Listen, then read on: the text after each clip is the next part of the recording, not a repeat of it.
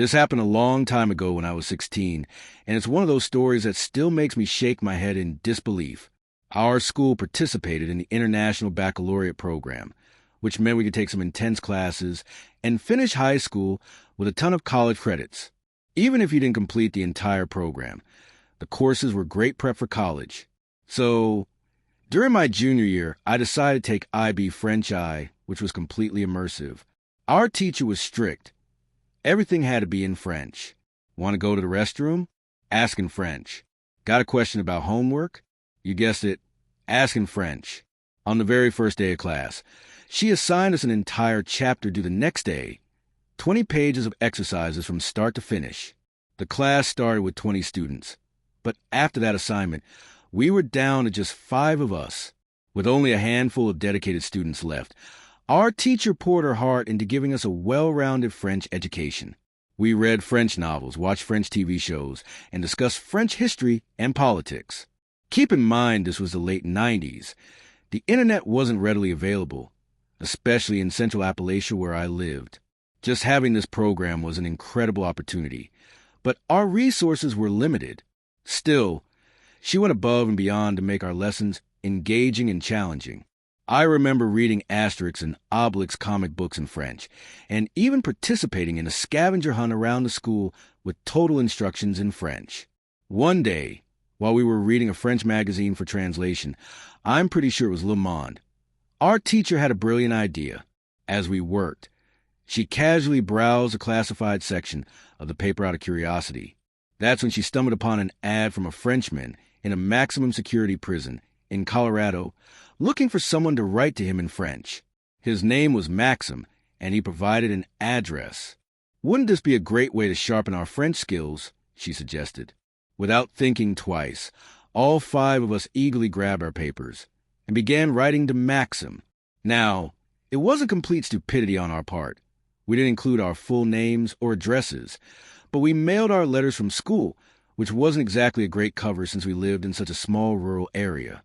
Our letters started off innocent enough. If you've ever written to a stranger before, you know how it goes.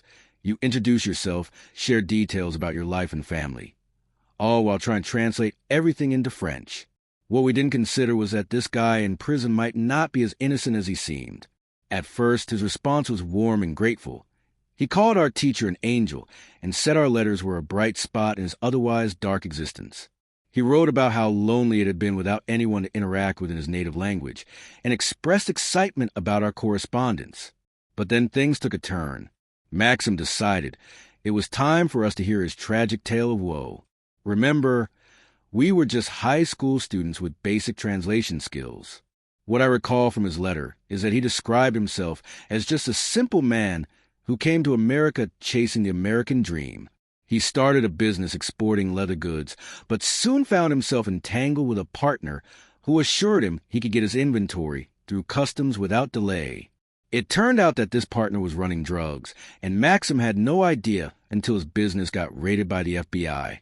Suddenly, our little pen pal situation felt much heavier than we'd anticipated. We had unwittingly connected with someone who was involved in money laundering. None of us wanted to continue writing him after that revelation. Luckily, school was wrapping up for the year, so we all agreed it would be best if we just conveniently forgot about Maxim. We never told anyone, not out of solidarity, but because it honestly didn't cross our minds that our parents needed to know about this bizarre situation. Besides, our teacher knew. Wasn't that enough? When senior year rolled around, our IB French teacher came into class one day and asked us which one of us had told Maxim about her birthday. Blank stares all around. We didn't even know her birthday. She explained that she received a birthday card from Maxim at her home address, which we also didn't know. Apparently, while our tiny Appalachian town lacked extensive internet access, he somehow managed to find out her information. From that point on, we all lived with the dread that Maxim could find out where we lived.